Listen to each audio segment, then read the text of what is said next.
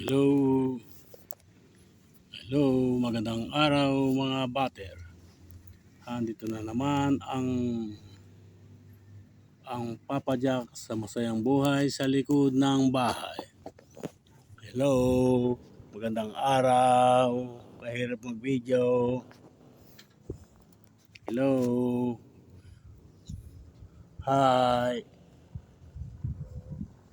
Ayan na naman ang aking mga ubas na aking ililipat tanim.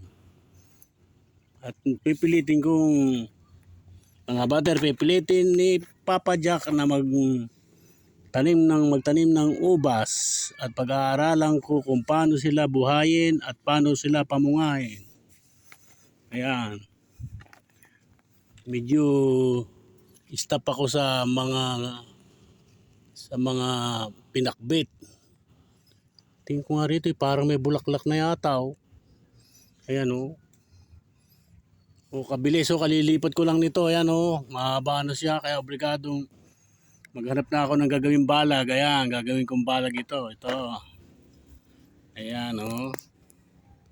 Gagawin kong balag. Dito ko siya itatanim. Ayan.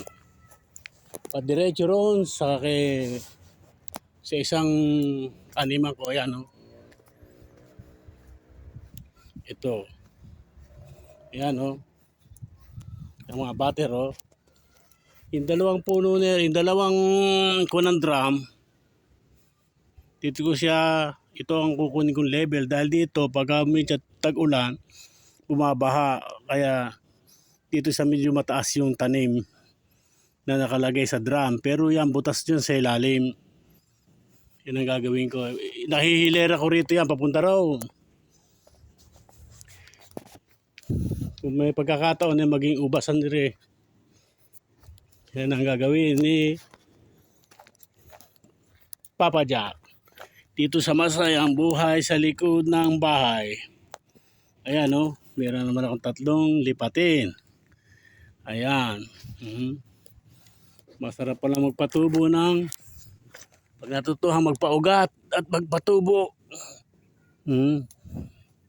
Meron pa akong pinapatubo rin siguro mga 10 cuttings. Mapupuno nere.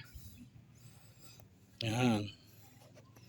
Yan ang buhay ni Papa Jack dito sa likod ng bahay. Magtatanim ng ubas at pag-aralan kung paano siya palalakihin at pamumungahin. Hello mga butter. Hanggang dito na lamang sa masayang buhay dito sa likod ng bahay. Paki-like, share, and subscribe. Ang Papa Jack and maraming salamat po sa inyong lahat. Bye-bye!